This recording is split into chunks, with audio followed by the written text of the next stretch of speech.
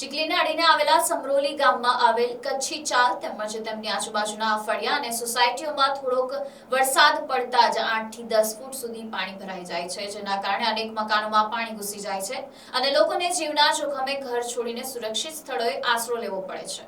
પાણી ભરાવાને કારણે સાપ, વીંછી સહિતના ઝેરી જીવજંતુઓ ઘરોમાં પ્રવેશતા હોવાથી મહિલાઓ, બાળકો અને વૃદ્ધોમાં ભયનો માહોલ સર્જાય છે। આ વિસ્તારના લોકોએ જણાવ્યું કે તાજેતરના ભારે વરસાદ દરમિયાન એક 3 માળની બિલ્ડિંગમાં અંદાજે 200 લોકો આશ્રય લેવા મજબૂર બન્યા હતા। આશરે 200 પરિવાર અને અંદાજે 1000 થી વધુ લોકો આ સમસ્યાથી પ્રભાવિત થયા હોવાનું પણ રજૂઆતમાં જણાવાયું છે। આવેદનપત્રમાં એવો પણ આક્ષેપ કરવામાં આવ્યો છે કે મજીગા ગામના બ્લોક નંબર 789 માં આવેલી જમીનમાં કુદરતી વેણને બંધ કરી અંદાજે 6 ફૂટના ભૂંગળા નાખવામાં આવ્યા છે, જેના કારણે વરસાદી પાણીનો કુદરતી નિકાલ અટકી ગયો છે।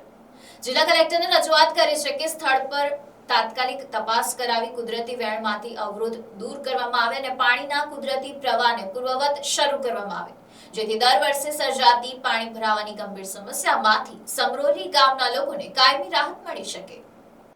અમે ચીખલી તાલુકાના સમરોલી ગામેથી આવીએ છીએ અને કલેક્ટર સાહેબને આ આવેદનપત્ર આપવા આવ્યા છીએ। અમારી સોસાયટીમાં જે સરકારી ધારાધોરણ હિસાબે જે કુદરતી વેણની કોતર છે, જેને ચીખલી તાલુકાના મોટા માથાઓ પોતાની જમીન સરખી કરવા માટે કોતર પૂરી દઈ અને એની અંદર ભૂંગરા નાખી દીધેલ હોય, જેના હિસાબે અમારી સોસાયટીમાં થોડુંક પણ વરસાદ પડે તો આખા ઘરો ભરાઈ જાય છે। ઘરોમાં 8-8, 10-10 ફૂટ પાણી ભરાઈ જાય છે। એના હિસાબે સાપ, વીંછી, અમુક જનાવરો, ઝેરી જનાવરો બી તરતા થઈ જાય છે, ઘરોમાં આવી જાય છે। છોકરાઓ અને લેડીસો તથા અન્ય કોઈ પણ વ્યક્તિ ઘર છોડી અને ગમે ત્યાં શરણ લે છે ઉપર જવાની।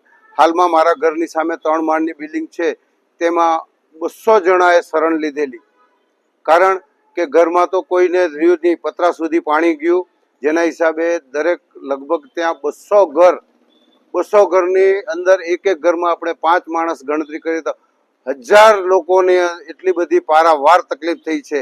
જે આશીર્વાદ શોરૂમ વાળો છે ચીખલીમાં, એમની ત્યાં વાડી આવેલ છે, એમના સર્વે નંબર છે, આપ સાહેબને કહું, block number Majigam block number 789, એ બ્લોક નંબરમાં એણે 6 ફૂટના ભૂંગરા નાખી અને 20 ફૂટની કુદરતી વેણ બંધ કરી અને કોતર બંધ કરી નાખ્યા છે, જેના હિસાબે ભરપૂર પાણી આવે છે।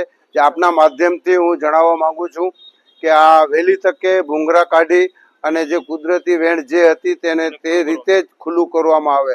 ધન્યવાદ આપ સાહેબનો। જય જય જય જય ગરવી ગુજરાત।